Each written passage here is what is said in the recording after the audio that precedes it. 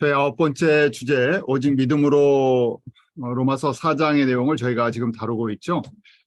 본론 항상 이 구조 기억하시면서 구조를 보실 때마다 이 큰 그림, 가장 본론의 핵심 내용은 유대인 크리스천들을 통해서 시작된 율법의 문제죠. 율법과 할례를 지킴으로 말미암아 하나님 앞에 의로워질 수 있나? 그럴 수 없다는 것이죠. 예수 그리스도의 그 은혜의 복음으로 말미암아 저희가 하나님 앞에 구원을 받고 의롭다 인정함을 받았다. 그것이 본론의 핵심 내용이죠. 그 후에 그럼 유대인들이 왜 영적으로 눈이 감기게 되었나? 그리고 반대로 이방인들에게 복음이 전해지면서 이방인들의 숫자는 채워지는데 왜 유대인들이 복음을 받지 않나? 하나님의 구원의 신비인 거죠. 왜냐하면 순서가 있는데 저희가 이방인의 충만한 숫자를 채울 때까지 교회를 통해서 시간적으로 볼 때 이방인 추수가 먼저다 하는 것이었죠. 이것이 바울이 로마서를 기록하면서 깨닫게 된 것이었어요. 그래서 이제 결론적으로 우리가 적용하는 부분이 이제 12장부터 마지막까지 그러면 이 예수 그리스도의 복음과 하나님의 구원의 이 방향을 깨달은 사람들은 어떻게 살아야 되느냐? 참된 영적 예배자로 살아야 된다 하는 저희가 이 큰 구조를 머릿속에 갖고 있으면서 저희가 계속 내용들을 보도록 하겠습니다. 자, 지난번에 계속 믿음에 대해서 믿음의 조상 아브라함과 열국의 아버지로 부른 그 아브라함을 통해서 하나님께서 구약의 성도들이 애굽의 바로 세상이라는 그런 상징적인 의미 속에서 구원을 받고 광야로 나왔는데 광야가 끝이 아니었죠. 거기서 훈련을 받는 시간들이 있었고 훈련된 사람들을 통해서 헌신자들 또 십자가 군병 같은 이런 성도들을 통해서 가나안을 정복해 나가는 저희들에게는 바로 예수님의 제자들이 이 복음으로 세상을 정복하는 이런 패턴을 저희가 구약의 모습을 통해서 보게 하셨죠. 자, 오늘은 저희가 믿음의 성장의 부분을 저희가 보려고 해요. 믿음이 자라는 것이죠. 발전적으로 자라게 되어 있습니다.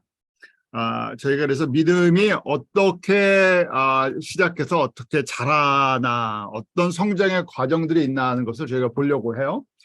믿음의 발원, 믿음의 시작은 바로 하나님의 은혜다 하는 것 저희가 항상 나누고 있죠. 그래서 카리스라는 것이 은혜, 헬라어로 은혜라는 것인데 하나님의 주권으로 일방적으로 주시는 거예요. 저희가 잘 알고 있잖아요. 이거는 사람의 배경, 노력, 어떤 사람이 관여가 되는 것이 아니라 하나님의 절대적인 주권과 일방적인 거예요. 왜냐하면 저희가 율법을 통해서 알았어요. 율법을 통해서 보니까 율법 시험을 봤는데 패스를 할 사람이 아무도 없다는 거예요. 율법을 알면 알수록 어떻게 됩니까? 시험이 더 어려워져요.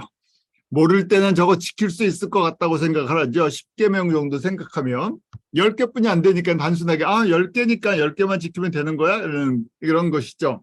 그래서 내용을 알면 알수록 지킬 수 없는 것이에요. 왜냐하면 사람이 완전히 타락한 창조주와 창조 목적을 잃어버리고 떠나버린 상태가 죄라는 것을 알게 되죠. 자, 이 믿음은요. 하나님의 은혜로 주시는 겁니다. 100% 은혜예요. 이것도. 그러니까 믿음을 갖고 저희가 사실은 판단을 할 수가 없어요. 물론 우리가 믿음이 저 사람 믿음이 좋다, 믿음이 어떻다고 판단은 되지만 그거 갖고 정죄는 할 수 없는 거예요. 왜냐하면 선물로 받은 거기 때문에.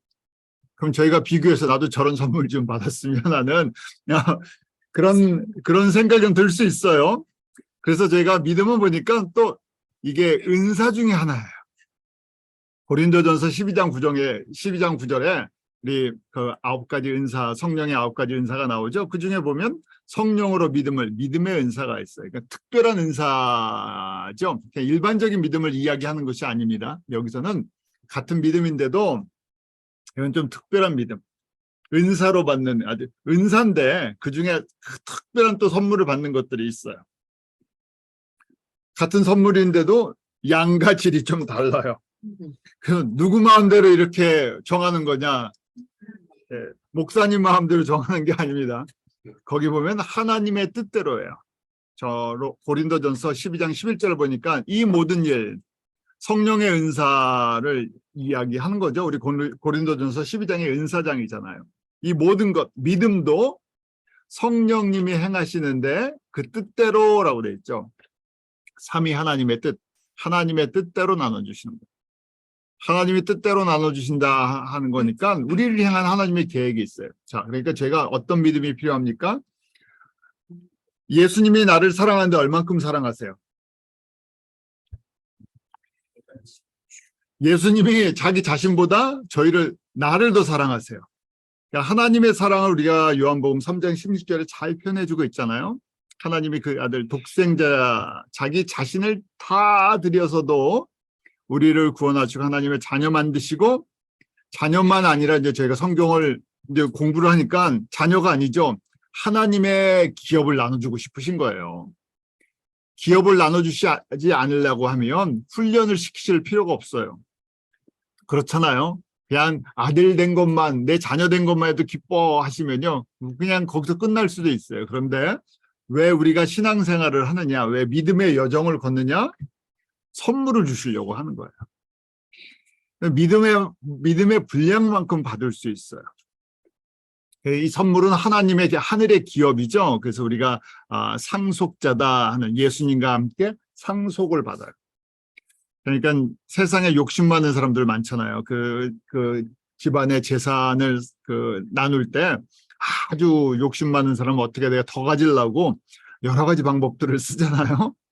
저희가 이제 거룩한 욕심을 가지셔야 돼요. 거룩한 욕심이 어디서부터 시작되냐? 그 은혜에서 우리에게 믿음을 주셔야 돼요. 근데 누구 뜻대로? 하나님의 뜻대로, 성령 안에 성령의 뜻대로 하죠. 우리를 향한 하나님의 계획이 있고 우리에게 나눠주고 싶은 분량이 있으세요. 우리에게 맡기고 싶은 게 있으세요. 그래서 우리 개인에게 적용하면 우리를 훈련시키는 프로그램이 같은 학교에 있는데 프로그램이 조금씩 달라요. 저희도 같이 이렇게 성경 공부를 아미나 해서 같이 하는데 똑같은 내용을 저희가 듣고 배우는데 소화하시는 양이 조금씩 다르시죠? 그래도 소화를 하시는 게 은혜예요.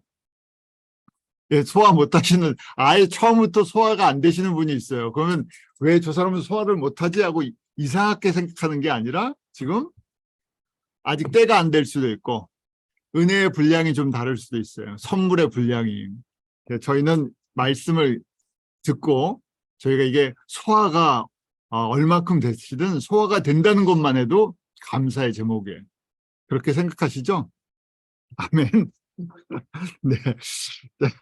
네. 자, 이런 믿음이 생기려면 어떻게 해야 되느냐?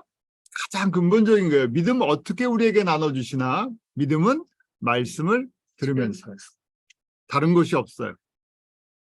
왜냐면 우리가 어떤 기적을 체험할 수도 있고, 특별한 능력을 체험할 수도 있고, 병 고침을 체험할 수도 있고, 또 예수님께서 어떤 사람들에게는 가정의 어떤 기업의 복을 주실 때도 있어요. 그런데 굉장히 불안정한 거예요. 받긴 받았는데 저희가 그런 이야기 많이 하잖아요. 요새는 기도원도 많이 안 가던데 옛날에는 기도원 많이 갔었잖아요. 기도원 갔다가 내려오면서 어떻게 한답니까? 은혜를 쏟는다. 내려오면서 바로 본색이 나온다 그러죠. 내가 기도원에서 막 집회하고 할 때는 은혜를 받아갖고 눈물 콧물 다 쏟다가 내려올 때 어떻게 돼요?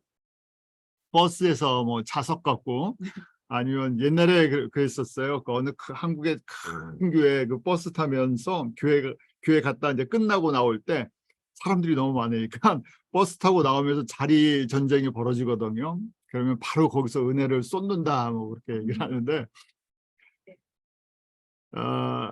우리가 흔들리지 않는 굳건한 믿음은 결국 하나님의 언약의 말씀에서 시작이 돼요. 왜냐하면 감정도 변해요. 환경도 변해요. 다 모든 것이 변하잖아요. 그래서 우리가 그걸 붙들면요 변해요.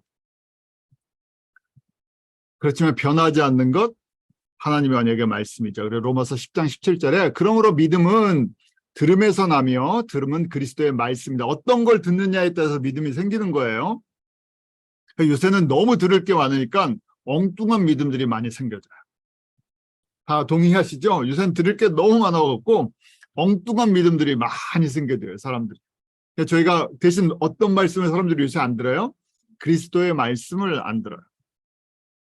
그리스도의 말씀이랑 설교랑 동일할 수도 있고 아닐 수도 있어요. 설교를 하시는 목사님이 하나님의 말씀을 갖다가 정리해서 전해주지 않고 내가 전하고 싶은 말을 성경에서 한두 구절 뽑아갖고 전하면 그 말씀을 인용해서 내가 아는 내가 철학, 내가 복음을 갖다가 전하게 되면 엉뚱한 믿음이 만들어질 수도 있어요.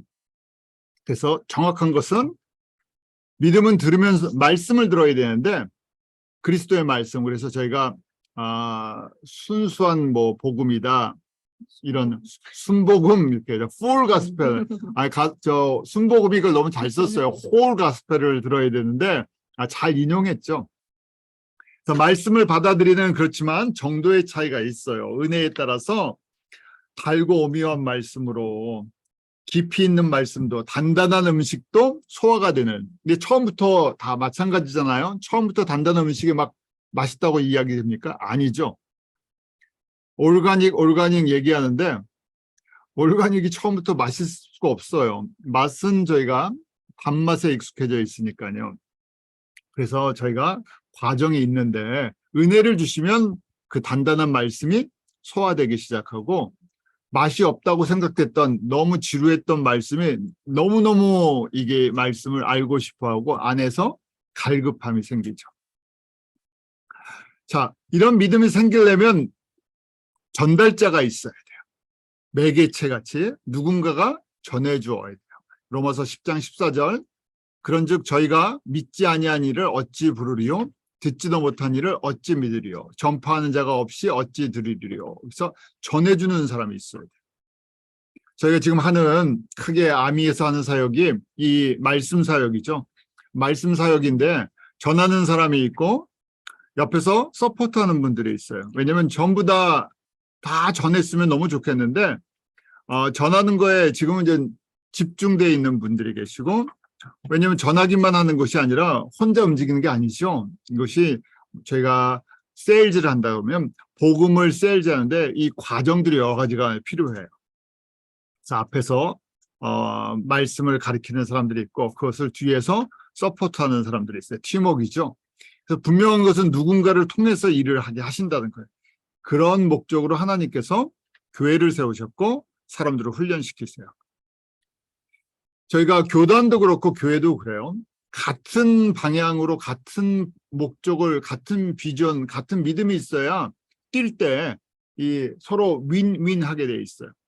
근데 저희 이민교회 생활하면서 이게 참 고민거리죠. 왜냐하면 이민교회 성도들이 다양한 배경을 갖고 있는 분들이 모이시다 보니까 같은 믿음이 아닐 경우가 많고 같은 비전을 보지를 못해요. 교회가 갖고 있는 비전을. 그러니까 이 안에서 불협화음도 생기고 뛰려고 하는데 한쪽에서는 뛰어야 되는데 한쪽에서는 발목을 잡죠. 그분들이 나쁜 의도로 잡는 게 아니라 그게 안 보이기 때문에, 그만큼의 믿음의 분량이 되지 않기 때문에. 그러니까 진짜 사역은 하지 못하고 그냥 내부적인 사역 외에는 하지를 못할 때가 있어요. 그럼 결국은 같이 믿음이 자라야 되죠. 믿음이 같이 자라야 돼요. 우리가 건강한 몸을, 성인이 건강한 몸을, 신체가 다 건강해야 하는 것처럼 교회가 건강하다는 것은 믿음의 차이는 어느 정도 있지만요. 그래서 같은 거를 보고 같이 순종하고 그걸 격려해주고 그래야 같이 움직일 수 있잖아요. 참 아름다운 모습이, 그래서 믿음이 이렇게 같이 흘러가고 잘해줘야 되죠. 자, 저희가 이런 믿음은 말씀을 들으면서 또 이것을 마음으로 믿고 입으로 시인하면서 우리의 믿음의 분량들이 점점 자라요. 들은 말씀이 이제 어디로 내려가야 돼요? 마음으로 내려가요. 묵상한다 그러죠. 로마서 10장 10절에 사람이 마음으로 믿어 의에 이르고 입으로 시인하여 구원에 이르니라. 그래서 우리 안에서 속 사람이 받아들인 것을 입으로 고백하는 거예요. 그런 의미에서 세례도 내가 예수를 나의 주로 받아들인 다음에 세례를 받는 것은 표현하는 거죠. 입으로 시인하는 건 표현하는 거예요. 그것처럼 말씀이 어디까지 내려가야 되나? 우리의 마음이라고, 하트죠. 중심. 이제 어느 정도 공부하신 분들은 중심하면 이제 그림이 그려지셔야 돼요. 내 마음에 하나님의 보좌가 있는 곳, 가장 깊은 곳까지. 그런데 이 깊은 곳까지 내려가려면 은혜가 있어야 되고 감동이 있어야 돼요. 그래서 말씀이 내려가는데 시간이 좀 걸리죠. 어떤 거는 빨리 내려가는 말씀이 있고 어떤 거는 빨리 안 내려가는 말씀이 있어요. 그 광야에서 그런 훈련들을 하는 거죠. 말씀을 저희가 들으면서 저희가 묵상한다, 아침에 큐티도 하고 뭐 여러 가지 도구를 가지고 묵상들 하시잖아요. 그래서 묵상 결국 하나님의 말씀이 소화되는 과정이에요. 얼마나 내가 내 말씀으로 나에게 주시는 영의 양식으로 먹을 수 있나 하는 거예요. 그러니까 잘 드신 분들이 어떻게 돼요? 잘 먹고 잘 소화하신 분들이 당연히 어떻게 됩니까? 믿음이 자라요. 목회자는 그걸 도와드리는 사람이에요. 저에게 주신 사명 중에 가장 중요한 게 목회자가 왜 필요한가? 하나님의 말씀을 전달해드리고 소화하고 잘할 수 있도록. 목회자들도 여러 가지 은사와 은혜에 따라 분량은 조금 다르겠지만 결국 하나님의 말씀을 전달하고 그 잘할 수 있도록 도와주는 역할들을 해야 되죠. 자, 믿음의 분량이 그래서 로마서 12장 3절에 보면 은혜의 분량에 따라 믿음의 분량도 달라지겠죠. 로마서 12장 3절에 내게 주신 은혜로 말미암아 너희 중 각 사람에게 말하노니 마땅히 생각할 그 이상의 생각을 품지 말고 오직 하나님께서 각 사람에게 나눠주신 믿음의 분량대로 지혜롭게 생각하라. 교만하게 생각하지 말고요. 내가 은혜로 받았으니까 믿음이 은혜로 오잖아요. 그 이상을 알 수가 없어요. 어떤 분들이 내가 예수님을 믿고 성경 속에서 내가 성경 더 알고 싶은데 내가 알고 싶다고 막 다 깨달아지는 게 아니잖아요. 그러면 얼마나 좋겠어요. 성경 한 번만 딱 읽었는데 그림이 쫙 그려지고 그 말씀이 그냥 쫙 머릿속에 각인되고 다 소화되고 그러면 얼마나 좋겠어요. 그렇잖아요. 열심히 성경 쓰시는 분들도 있고 또 열심히 통독하시는 분들도 있는데 통독할 때마다 그 내용이 다 깨달아지면. 그런데 참 신기한 것은 저희 항상 하나님의 말씀은 은혜에 따라 물론 주시는 거지만 읽을 때마다 새로워요. 묵상할 때마다 새로워요. 그게 은혜죠. 그게 새로워야 돼요. 저희가 같이 이렇게 훈련하는 거예요. 만약에 요새 워낙 생활들이 바쁘시니까 누구나 다 바쁘잖아요. 바쁘다 보니까 말씀을 깊게 묵상할 시간이 없어요. 그래서 이런 시간에 저희가 같이 다른 거 나누지 않고 말씀만 계속 나누고 이 말씀이 또 기억이 되고 여러분들 가서 이것을 다시 또 리뷰도 하고 정리도 하시고 그래서 제일 좋은 어떻게 보면 제일 복을 받는 비결이 가르쳐 주시는 거예요. 가르쳐 주는 게 다른 사람의 베네핏이 아니라 항상 강조드리죠. 누가 제일 많은 은혜를 받아요? 내가 받아요. 그래서 의무적으로 누구를 가르치세요. 뭐 이런 게 아니라 내가 하나님의 말씀을 잘 정리할 수 있는 비결을 배우시면요. 누구를 가르쳐보면 내게 정리가 됐나 안 됐나를 알 수 있어요. 들을 때는 다 알아요. 다 아는 것 같이. 그러니까 막상 가르치려고 그러면 머리가 혼돈스러워요. 이 정리가 돼야 되거든요. 이 내용이 싹 정리가 되는데 내가 가르치면서 또 헷갈려요. 이게 그 내용이었나? 이게 이런 내용이었나? 그 다음에 이제 질문을 받게 되면 질문해 주시는 분이 참 감사해요. 질문을 하면 내가 생각하지 못한 것들에 대해서 생각을 할 수 있어요. 좋은 의도의 질문이에요. 나쁜 의도의 질문이 아니라 좋은 의도의 질문은 서로를 건강하게 만들어줘요. 자, 그래서 이렇게 믿음의 분량은 은혜에 따라서 달라져요.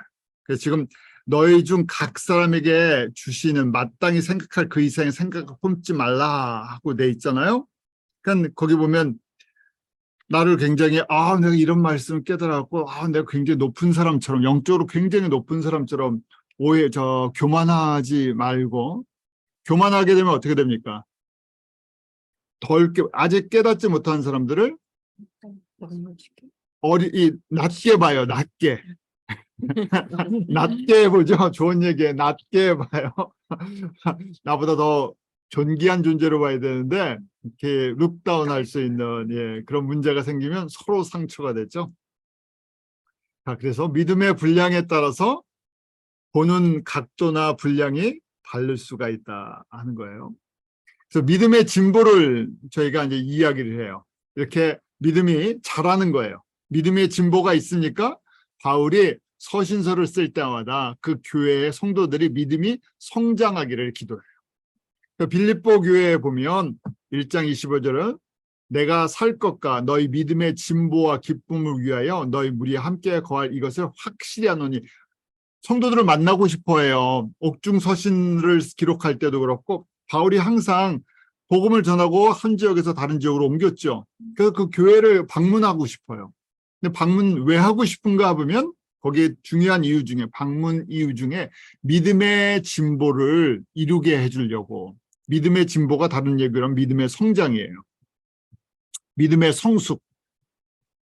예수 그리스도 안에서 태어난 사람들이 있으면 잘해야 되는데 목자들이 이걸 너처링을 이렇게 양분을 공급해 줘야 돼. 영적인 어머니 아버지가 돼서. 성도들 가운데도 그런 거예요. 또 데살로니가 교회도 마찬가지죠.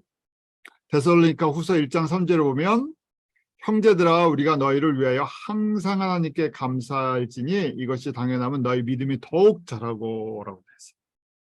믿음이 자라는 것은 기뻐하는 거예요. 저희가 이렇게 줌을 통해서 또 직접 온라인으로 오프라인으로 같이 만나면서 서로의 믿음의 성장을 격려하고 보는 것이 너무너무 큰 기쁨이죠. 사실은 선교는 먼 것이 아니라 요 범위가 조금 확대된 거예요.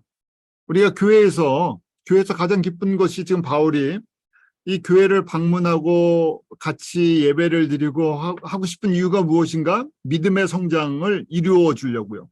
믿음의 성장이 이루어지려면 뭐가 공급이 돼야 됩니까? 하나님의 말씀이 공급이 돼요.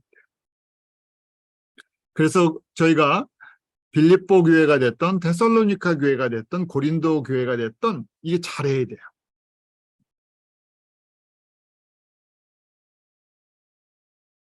이것이 선교예요. 보통 대부분 다 저희가 개교회 중심으로 되다 보니까 내 믿음 성장, 내 교회 성장에 대한 깊은 관심이 있는데 조금 벗어나면 별 관심이 없어져요. 그나마 같은 좀 어떤 관계성이 있으면 괜찮은데 관계성이 전혀 없는 다른 민족, 다른 나라 뭐 이런 쪽으로 가면 점점 멀어지고 가보지도 않은 사람들, 만나지도 않은 사람들이면 우리랑 무슨 상관이 있어? 왜 우리가 그 사람들 때문에 우리가 갖고 있는 시간이나 물질이나 이런 것들을 희생해야 되나 하는 생각을 할 때가 있죠. 한두 번 할 수 있어요. 그런데 그걸 지속적으로 해야 된다? 더 적극적으로 나가서 이런 표현이에요. 내가 열심히 생활을 하는데 생활하는 이유가 다른 지역에 있는 성도들의 믿음이 자랄 수 있도록 내가 열심히 일을 하는 거예요. 열심히 일해서요. 기본적으로 뭐 필요한 생활에 필요를 쓰지만 나머지 열심히 일하는 모든 것들은 왜요? 일하는 목적이 달라지는 거예요. 저분들의 저 교회, 데살로니가 교회의 믿음의 성장을 위해서. 바울이 그런 삶을 살았죠. 고린도 교회에서도 자기 자신의 유익이 아니라 고린도 교회 성도들이 자라기를 원했어요. 그러니까 저희가 바울이 그 사람들한테 조금이라도 믿음이 너무 연약한 성도들이 있어갖고 내가 자비량하면서 교회를 섬겼어요. 얼마든지 받을 자격이 있죠. 그런데 그중에 너무 연약한 사람들이 있어갖고 그거 갖고 시험이 되니까 아예 그럼 나는 하나님의 영광, 이 사람들의 믿음이 자라는 걸 위해서 그런 걸 일체 내가 받을 권리를 다 포기하겠다까지 한 거죠. 왜 그랬나? 지금 이 안에 지금 믿음의 진보, 믿음의 성장을 위한 하나의 밀이 되는 과정들이라는 거예요. 제가 육신의 자녀를 키울 때도 그렇잖아요. 자녀들이 이해하든 알지 못하든 너무 어리니까 부모의 희생이 속에서 성장하는 거죠. 잠 못 자가면서 부모님들이 그 수고와 땀을 흘려서 성장을 하는 거잖아요. 그걸 알아주면 너무 감사하고 알아주지 못해도 마땅히 저희가 할 수밖에 없죠. 지금 믿음이 큰 사람들, 믿음이 성장한 사람들, 성숙하다는 것은 바로 이런 모습이에요. 또 믿음이 이렇게 자라는 데는요, 하나님께서 꼭 믿음의 시련들을 허락하실 수 있다는 거예요. 야고보서 1장이랑 베드로전서 1장 7절에 저희가 이제 세 번째 믿음이죠. 아버지의 믿음. 영적인 아비의 믿음에 아니면 히브리서 11장의 믿음을 주시려고 하면 불순물을 빼는 과정이 있어요. 그래서 용광로 같은 데 집어넣어서 시련을 허락하실 때가 있어요. 자, 그러니까 지혜가 있는 분들은 자, 불 속에 들어가서 불순물을 뺄래 아니면 성령님 안에서 빨리 그냥 자연스럽게 뺄래 그러면 안 맞고 뺄래요. 그게 지혜로운 거죠. 어차피 주님께서 쓰시려고 작정을 하셨으면 어떻게 되겠습니까? 빼실 거예요. 불순물을 빼니까. 그러면 어떻게 되겠어요? 내 불순물을 보게 해주세요 하는 게 은혜죠. 아, 나 안에 불순물이 보이니까 이거 빼달라고 하면 누가 빼주실 수 있어요? 성령님이 빼주실 수 있어요. 왜냐면 내가 뺄 수 있는 게 아니잖아요. 내가 뺄 수 있으면 내가 빼죠. 내가 못 빼는 거니까. 내가 보지도 못해요. 왜냐면 내 인격과 내 성품에 같이 녹아져 있는 거기 때문에. 조금 그냥 내 성격이에요. 내 성격인데 이게 어떻게 빠지겠어요. 그런데 나의 모난 부분들, 나의 이 성숙하지 못한 비인격적인 부분들을 성령님이 보여주셔야 돼요. 그게 은혜죠. 그러면 빼달라고 할 수 있어요. 그럴 때 우리의 육과 혼과 영의 치유자 되시는 예수님께 이것을 고백하죠. 성령님께서 이걸 도와주시겠다고 하시는데 그것도 공짜로 도와주시는 거잖아요. 그래서 지금 그 과정 속에 용광로 같은 훈련도 허락해 주세요. 베드로전서 1장 7절 너희 믿음의 시련이 불로 연단하여도 없어질 금보다 더 귀하여 이 믿음의 시련이라고 되어 있죠. 우리 트라이얼. 이 트라이얼이에요. 이거는 믿음을 성장시키기 위해서 허락하시는 거예요. 내가 욕심이 있어서 되는 게 아니라 그래서 이게 뭡니까? 불로 연단해서 그 금을 만드는 이거보다도 훨씬 귀한 거예요. 왜? 세상에 금은 없어지잖아요. 갖고 가지 못하잖아요. 금 많이 갖고 온다고 천국에서 좋은 자리 주면 금 갖고 가셔야죠. 그런데 천국에는 저희 어렸을 때 부르던 찬양이 있었죠. 돈으로도 못 가요. 하나님 나라 맨날 그 불렀잖아요. 그러면서도 시간이 지나면 어른이 되면 어떻게 됩니까? 돈으로 가요. 돈으로 간다고 자꾸만 생각을 해요. 그렇죠? 세상에 돈의 파워를 맛보는 순간에 돈 안 통하는 데가 없는 것처럼 느껴져요. 그래서 지금 이 가치관을 바꿔주시는 훈련이에요. 그러면 저희가 뭘 얻습니까? 믿음의 시련을 통해서 예수 그리스도 나타나실 때, 다시 오실 때 칭찬과 영광과 존귀라고 되어 있어요. 결국 성숙한 믿음은요, 재림신앙이랑 연결이 되어 있어요. 예수님이 다시 오신다. 내가 예수님을 얼굴과 얼굴로 만날 것이다. 예수님 앞에서 내가 총결산을 해야 된다. 예수님이 나의 믿음의 모든 과정들을 기억하고 계신다 하는 것들을 저희가 인식을 해야 돼요. 로마서 1장 17절에도 믿음으로 믿음에 이르게 한다고 돼 있죠. 그래서 믿음이 발전적인 개념이라는 걸 가르쳐줘요. 저희가 이 자리에 같이 말씀을 나누는 가장 기본적인 거는요, 우리 믿음이 자라기 위해서요. 어느 분량까지요? 하나님의 온전하신 분량까지. 하나님의 온전하신 분량까지 자랄 수 있습니까?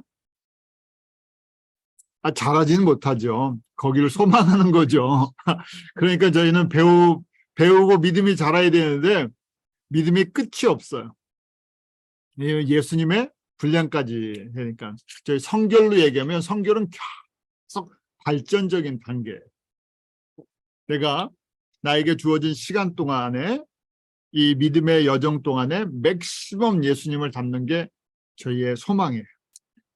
이건 늙는 거랑 상관이 없어요. 어떻게 보면 시간을 많이 주시면 훈련받을 시간을 더 허락하신 거죠. 그래서 믿음의 가장이 첫 번째 믿음에서 두 번째, 세 번째 믿음으로 이렇게 성장을 해요. 조금 이따 첫 번째, 두 번째, 세 번째 믿음이 무엇인지 다시 한번 정리해 드릴게요. 자, 그래서 믿음의 시련이 있으면 어떻게 여기라고요? 야고보서에서 야고보 사도가 저희들 야고보가 이야기를 해주죠. 뭐라고 얘기해 줍니까? 믿음의 시련이 있으면 기쁘게 여기라. 이걸 뒤집어 보면요, 믿음의 시련이 있는데 기쁨이 일반적으로 오냐고요. 안 온다는 얘기예요. 그러니까 저희들 이 격려를 해주는 거예요. 이거는 자연스럽지 않아요. 시련이 있으면 누구나 힘드니까 불평할 수도 있고, 왜 나에게 이런 일이 하는 그런 생각 들 수도 있고. 그런데 우리가 잘 아는 것처럼 시험에 두 가지가 있죠. 우리 템테이션이라고 하는 내 욕심에서 시작되는 것과 야고보 기자가 기록을 한 거예요. 믿음의 시련, 믿음의 성장을 위해서 트라이얼, 테스트라고 하는 페이라스모스라는 그걸 허락하세요. 그래서 지금 여기서는 시련이에요. 테스트. 그래서 너희 믿음의 시련이 뭘 만들어내요? 인내를 만들어낸다. 믿음에 이제 견딜 수 있는 힘을 줘요. 세상의 물결에서 견딜 수 있는 힘을 줘요. 그래서 인내를 perseverance라고 되어 있죠. 인내를 온전히 이루면 어떤 작품이 만들어져 나옵니까? 온전하고 구비하여 조금도 부족함이 없게 하려고 이렇게 하시는 거다. 단단한 믿음을 만들어 주시려고. 성숙한, 거기 보면 you may be mature라고 되어 있죠. mature and complete. 우리를 하나님이 계획하시는 그 온전한 사람을 만들어주고 싶으셨어요. 마태복음 5장, 6장, 7장 산상수훈에 아버지의 온전하신 같이 너희도 온전하라 할 때 그 온전함을 이런 과정을 통해서 허락하세요. 그래서 저희가 사실은 쉽게 잊어버리지만 우리 믿음의 길을 걸으면서 시련을 안 겪는 분은 없죠. 근데 잊어버려요. 저희가 은혜 때문에 지나고 나면 이게 믿음의 시련이었다는 걸 잃어버리고 감사로 바뀌죠. 근데 그때는요, 이해가 안 갈 때 시련을 받을 때는 너무너무 힘들죠. 왜 내가 이런 걸 내가 왜 당해야 됩니까? 하는. 어떨 땐 자존심이 상할 때도 있고, 사람들이 여러 가지 상처들이 있어요. 그런데 내가 여긴 예수 그리스도의 이름 때문에 그래요. 예수님의 이름 때문에 어떨 땐 물질의 손해들을 볼 때도 있고 시간의 손해들을 볼 때도 있고, 그렇지만 저희가 오래 가는 게 있어요. 그게 바로 내 인격이나 내 자존심을 건들면요, 그건 오래 가죠. 그건 오래 가요. 그래서 내가 왜 이런 대접을 받아야 됩니까? 난 그러니까 그런 거 받기 싫으면 어떻게 합니까? 못 견디겠으면요, 뭐라고 해요? 떠나려고 해요. 그 자리를, 그 현장을 떠나고 싶어요. 떠나고 싶어. 그래서 저희가 이민 생활도 그렇잖아요. 너무 힘들면 어떻게 됩니까? 이민 생활 정리하고 다른 지역으로 가겠다 하는 생각들을 하게 되잖아요. 떠나고 싶죠. 왜냐하면 내가 왜 이렇게 살아야 되나 하는데, 지금 주님께서 예수님의 이름 때문에 견디게 하세요. 견디다 보면 어떻게 돼요? 온전하고 구비하여 조금도 부족함이 없는 사람을 만들어 나가요. 다른 얘기로 보면요, 참 재밌는 표현이에요. 이게 보면 내가 사실은 다른 사람 문제가 아니라 내가 이 날카로운 돌로 얘기하면요, 이 모가 많았던 모가 많았던 날카로운 부분이 많은 사람인데, 이걸 어떻게 해야 돼요? 이게 깎이는 거예요. 깎이는 거니까 내 자존심도 깎이고 뭐도 깎이고 하니까 너무 아프죠. 너무 아픈데 이렇게 깎이니까 어떻게 돼요? 좀 둥글둥글한 주님 안에서 주님께서 쓰실 만한 사람이 되는 거예요. 순종하는 사람. 그런데 이렇게 되면 저희가 받는 것이 무엇인가? 하늘의 영광을 받아요. 왜냐하면 이 땅의 거 주시려면 이렇게 안 하셔도 돼요. 그러니까 저희가 이제 보세요. 신앙생활 열심히 해서 부자도 되고 세상에서 성공을 했는데 사람은 하나도 안 바뀐 사람들 많아요. 무슨 얘기인지 아시죠? 예수님을 믿을 때나 안 믿을 때나 똑같아요. 좋은 표현이 아니에요. 하나도 안 변했어요. 그런데 복음 받았어요. 그래갖고 다 잘 돼요. 다 잘 돼. 야, 저 사람은 저렇게 신앙생활해도 잘 되네. 예수님 하나도 안 닮았는데도 잘 되네. 그럼 어떻게 해요? 저희가 좀 의심이 생기죠. 왜 고생하면서 뭐 이렇게 믿음의 시련을 당하고 인내를 겪어서 온전해져야 되나?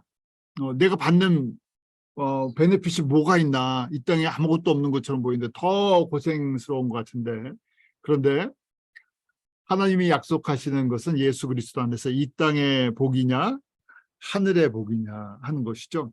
하늘의 복을 보면 이걸 견딜 수가 있는 거예요. 근데 하늘의 복을 주시려면 많이 다듬어 주셔야 돼요. 왜냐하면 누굴 닮아야 되니까. 예수님 닮는 것만큼 테리토리가 넓어져. 영적인 이 지경이 넓어지기 때문에. 왜냐하면 저희도 그렇잖아요. 인간적으로 생각해 보세요. 내가 자녀가 많아요. 재산을 나눠줘야 돼요. 누구에게 나눠주고 싶을까요? 나의 뜻을 잘 알고 내 마음을 시원하게 해주는 자녀가 있으면 그 자녀에게 맡기고 싶어요. 그런데 욕심 부리고 막 그러면 이건 안 맡기고 싶지. 어떻게 쓸지 아니까. 당장 눈앞에서는 잘 될 수 있지만 그걸 원치 않아요. 그러니까 예수님도 똑같아요. 누구 닮은 사람한테 나눠주고 싶으시다고요? 쉽게 예수님 닮은 사람한테 나눠주고 싶으신 거예요. 어렵지 않죠? 예수님이 그래서 팔복 말씀하신 거예요. 그 팔복 말씀하신 게 나를 닮은 내 마음을 갖고 있는 사람에게 내가 영광을 나눠주고 싶다, 기업을 나눠주고 싶다 하는 표현을 쓰신 거예요. 그 면류관의 조건이 이런 조건이다. 자, 그래서요, 우리가 이제 믿음의 성장 과정을 인간의 성장 과정이랑 이제 비교해 보는 거예요. 인간도 육체적으로 성장하는 과정이 있어요. 유아기, 어린아이, 사춘, 청년기, 아들. 이 아들은 이제 장성해서 독립할 아들이라는 얘기가 어린 아들이 아니라 독립할 시간이 됐. 자기 이제 직장 생활도 하고 앞가림도 하고 부모 노릇 할 수 있는 독립할 준비가 돼 있는 아들. 그 다음에 아버지. 우리 육신도 이렇잖아요. 육신의 삶도 영적도 이렇게 성장한다는 거예요. 뭐에 따라서? 믿음의 양에 따라서. 건너뛰는 사람 없어요. 저희가 부모님들이 자녀 자랑할 때 우리 애는 뭐 10달 만에 뛰기 시작해갖고 2살에 2살에 찬송가 성경을 암기하면서 글을 읽기 시작해서 4살에 한 3개국어를 하기 시작하고 그런 아이들도 가끔은 있어요. 다 그런 건 아니죠. 과정이 있어요. 그래서 아무리 10살에 천재라고 해도 어떤 지적인 한 부분에 대해서는 천재성이 있지만 나머지가 다 같이 자라는 건 아니죠. 자, 그래서 우리 이걸 헬라어로 얘기하면 영적 유아기, 우리 태어나서 한 3살, 4살 젖 먹는 시기, 네피우스라고 해요. 네피우스. 그다음에 이제 우리 어린아이 한 5살부터 한 12살 그때 초등학교 다니는 엘러먼트리 스쿨 때 파이디온, 한국의 파이디온 순교 어린이 선교회라고 파이디온 선교회 한때 있었어요. 지금도 있는지 모르는데 파이디온 선교회, 지금 헬라어 어린이라는 말에서 나온 파이디온이에요. 그다음 사춘기 때가 테크니온, 청년기가 네아니스코스, 그다음에 아들 휴이오스, 아버지는 파테르, father라는 것이 이제 파테르라는 거예요. 이 과정이 있어요. 그런데 육신은 시간이 흐르면서 이렇게 자라요. 웬만하면 다 자라죠. 웬만하면 건강하게 먹고 생활하면 이게 따라 자라요. 그런데 영적인 것은 어떤 사람은 평생을 영적 유아기 네피우스에서 머무를 수 있어요. 이게 이제 저희가 모순간 이상한 건데 영적으로는 이게 가능해요. 왜냐하면 우리 광야선 봤죠? 광야에 나온 사람들 대부분이 1세대 대부분이 어디서 멈췄습니까? 광야에서 끝났어요. 그러니까 광야를 아주 맥시멈 많이 봐줘서 청년기까지라고 얘기를 했을 때 그냥 아직 철이 안 들어갔고 장가를 못 가요. 결혼을 못해요. 거기서 끝났어요.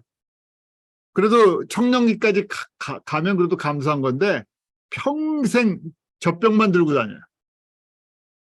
그래서 영적으로는 이게 가능하다. 그래서 이런 분들을 교회에서 보면 이상하게 생각하지 말으셔야 돼요. 자, 이걸 이제 믿음의 단계로 봤을 때 광야 성도를 우리가 1, 2단계라고 봐요. 1, 2단계. 지금 네피우스랑 파이디온 이렇게 한번 볼 수 있어요. 네피우스랑 파이디온 영적 어린아이까지다. 이렇게 한번 보는 거예요. 한번 분류를 해보자는 거예요. 1단계 구원은 받았는데 아무 관심이 없어요. 나 좋은 대로만 살고 싶어요. 세상적으로만 살고 싶어요. 이름만, 그러니까 이름만 성도예요.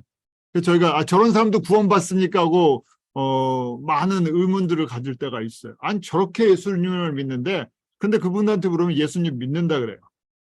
그런데 전혀 예수님 믿는 삶의 모습이 조금도 없어요.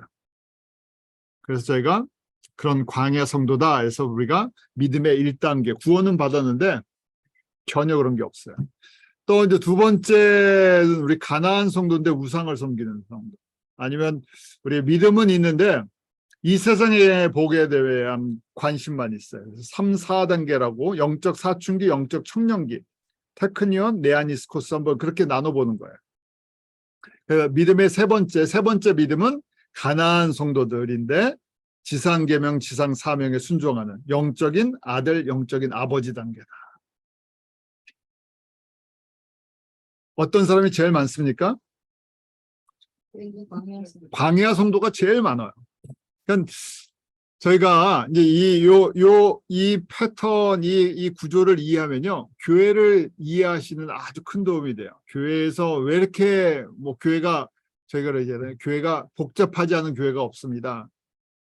그렇죠. 왜냐하면 광야 성도가 제일 많으니까. 그래서 이제 교회 성도들이 많아지면요, 숫자적으로 항상 1단계 성도들이 많아요. 1단계 성도가 많으니까 어떻겠어요? 제가 이제 영적인 얘기, 영적인 유아랑 영적인 어린아이만 많아요. 저희 교인이 한 500명인데 영적인 어린아이랑 유아가 400명이 된다고 한번 생각해 보세요. 그래도 괜찮겠네요. 그래도 돌볼 수 있는 사람이 한 100명만 되면 좀 좋을 것 같네요. 그럼 건강한 거예요. 이해하시죠? 100명이면 400명 돌볼 수 있어요. 100명이 건강하면. 그래서 저희가 건강한 교회는 영적으로 성숙한 사람이 20%만 되면 건강하다고 얘기해요. 왜냐면 돌볼 수 있으니까. 그런데 500명인데 490명이 전부 영적 유아랑 영적 아인데 그중에도 영적 유아가 더 많아요. 한 400명이 영적 유아예요. 한번 그림을 그려보세요. 영적 유아가 400명, 영적 어린아이가 90명. 어른은 아직 안 되는데 조금 거보는 남분이 한 10명. 그럼 어떻게 했습니까? 감당이 안 되죠? 400명이 울면서 뭐 달라 그러겠어요? 우유. 예, 우유 달라고. 왜냐면 혼자 못하니까 다 우유 달라고 400명이 우는데 우는 시간이 비슷하잖아요.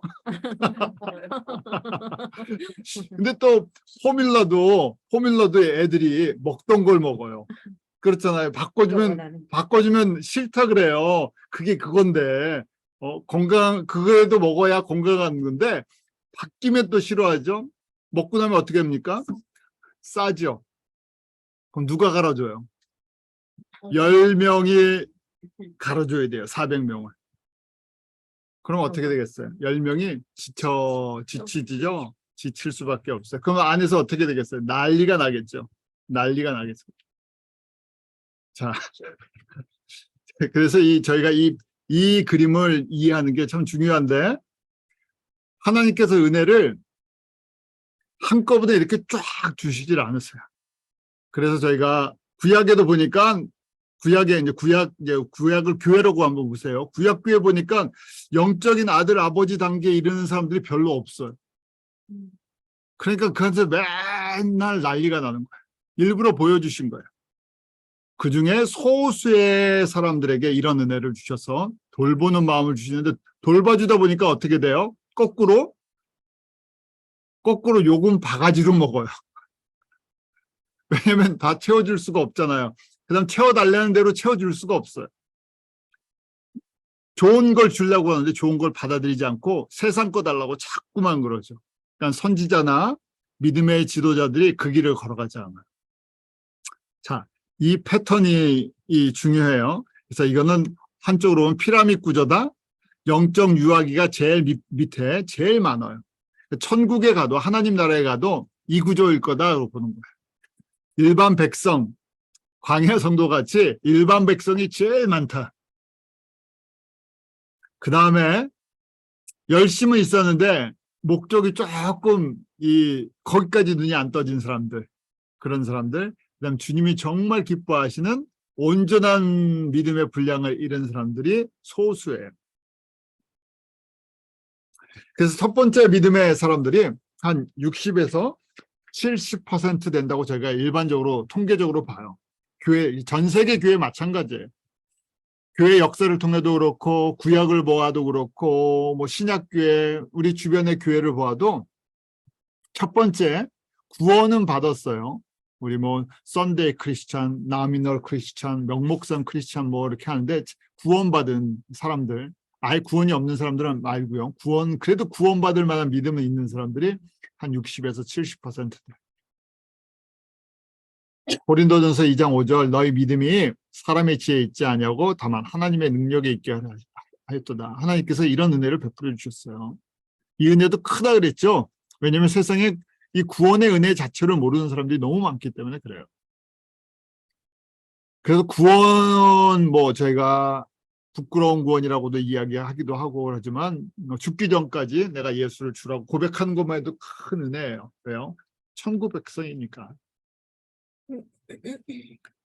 하박국에도 또 사도행전에도 이런 우리가 믿음을 이야기할 때 가장 기본적인 회개와 우리 주 예수 그리스도께 대한 믿음을 이야기할 때 가장 기본이 되는 믿음이에요. 구원을 얻을 만한 믿음. 이 사람들이 제일 많다. 그래서 1단계 믿음이다. 근데 여기서 성장을 해야 되는데 성장이 다 자동적으로 되지 않는다는 거예요. 저희가 조금 전에 본 것처럼 믿음이 성장하려면 기본적으로 뭐가 공급이 돼야 돼요? 말씀이 공급이 돼요. 처음에는 어쩔 수 없죠. 다 저희가 포뮬라, 이유식 이런 과정을 겪어요. 그러다가 어떻게 됩니까?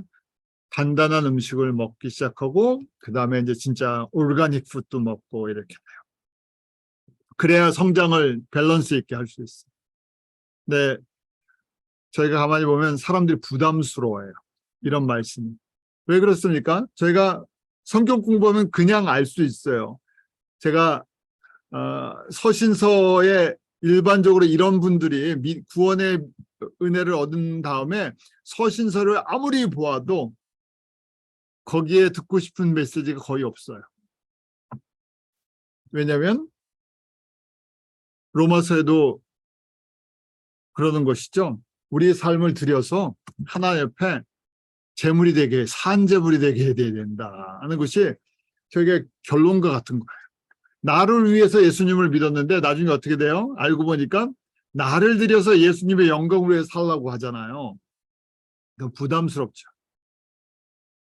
그래서 이 단계에 지금 1단계에 있는 사람들이 제일 많아요.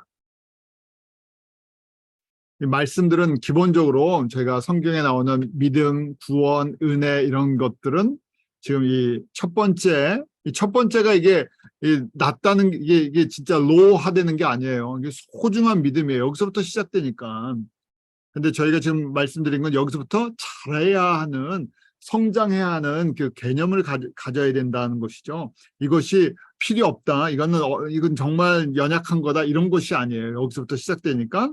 그래서 이런 믿음을 갖고 있는 첫 번째 구원을 얻을 믿음을 갖고 있는 사람이 받는 것이 무엇인가? 요한복음 5장 24절처럼 심판에 이르지 않고 영생을 받아요. 사망에서 생명으로 옮겨져요. 시민권이 이 세상의 마귀의 자녀의 시민권에서 누구의 시민권으로요? 하늘의 시민권으로 바뀌는 거예요. 하늘과 땅 이상의 차이가 있어요. 천국 시민권이냐 어디 시민권이냐, 지옥 시민권이냐. 지옥 시민권 누가 좋아하겠어요? 아무도 안 좋아하죠. 저희가요.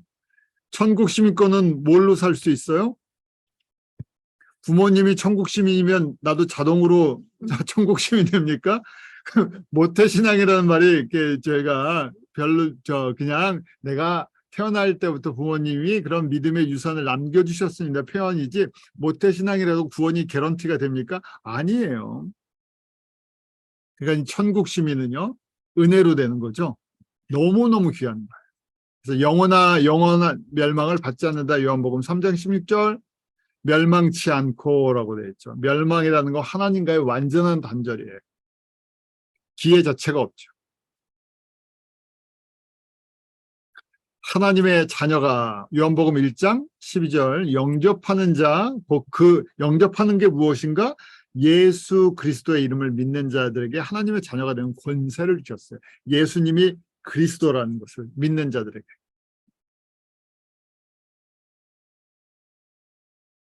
그러니까 하나님의 자녀에서부터 이제 성장을 해야 돼요. 처음에는 자녀만 된 걸로 생각을 해요. 근데 자녀이면 또 뭐예요? 제가 상속자로 만들어주고 싶어 하세요. 또 네 번째 보면 이 첫 번째 믿음의 단계도 구원에 이르는 지혜가 있어요. 디모데후서 3장 15절 저희가 잘 아는 말씀이죠. 또 내가 어려서부터 성경을 알았나니 성경은 능히 너로 하여금 그리스도 예수 안에 있는 믿음으로 말미암아 구원에 이르는 지혜가 있게 하느니라. 믿음이 자라는 방법은 다른 방법이 없어요. 한조로와도 예수님의 말씀뿐이 없습니다. 하나님의 말씀뿐. 그래서 저희가 사실은 많은 선교에 할 일이 있어요. 선교지에 많은 도움들이 필요하죠. 어느 나라나 다 마찬가지죠. 참 저희가 대부분 섬기는 그 선교지는 다 developed country예요. 다 어려운 나라들이니까 가면 너무너무 필요한 게 많아요. 저희 아프리카 가보시면 다 느껴지시죠? 아프리카는 처음부터 끝까지 안 필요한 게 없어요. 뭐 어떻게 보면 손댈 방법이 없다는 말이 더 맞아요. 어떻게 손을 댈 수가 없어요. 도움이 안 필요한 곳이 없어요. 그런데 저희는 무엇을 나눠주는 사람들이에요? 세상에서 다른 걸 도와줄 수 있는 사람들이 있지만 우리는 믿음을 도와주는 사람. 믿음을 도와주려니까 다른 거 믿음이 도와주는데도 여러 가지가 필요한데 가장 중요한 게 뭡니까? 성경은이라고 돼 있어요. 하나님의 말씀이에요. 그래서 하나님의 말씀을 먹이는 목회자들, 사역자들, 믿음의 지도자들에게 말씀을 제대로 먹고 소화해서 가르쳐 줄 수 있는 기본적인 툴을 심어주는 거예요. 그래서 어린아이, 영적인 유아, 영적인 어린아이들이 자랄 수 있는 기회를 제공해 주는 거예요.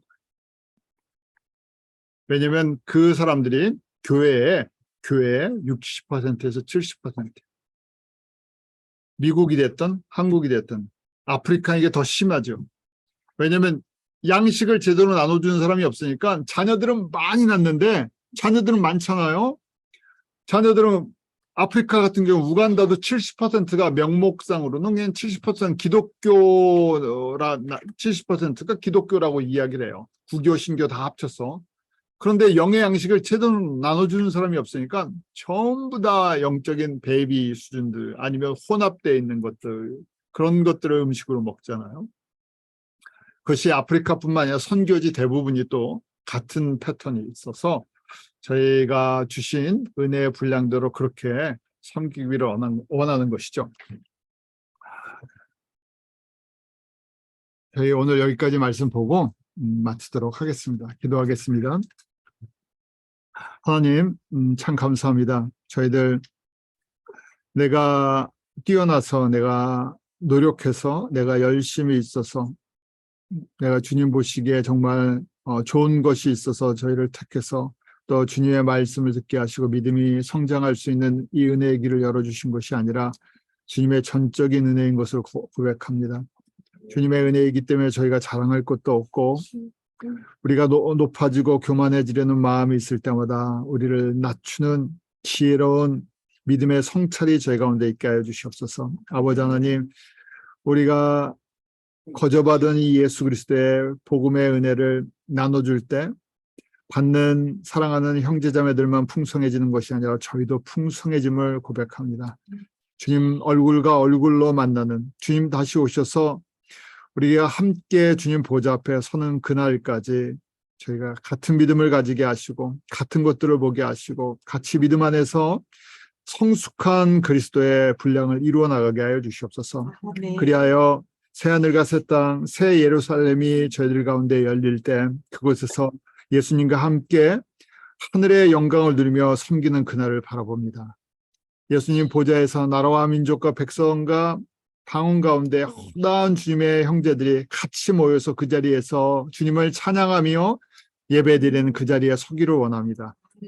그것을 소망하게 하시고 그 믿음의 분량까지 찰 수 있도록 은혜를 베풀어 주시고 특별히 저에게 맡겨주신 귀한 영혼들, 교회들, 지역들, 나라들을 우리의 마음을 다해서 섬길 수 있는 은혜를 베풀어 주시옵소서. 감사하며 예수님 이름으로 기도하옵나이다. 아멘.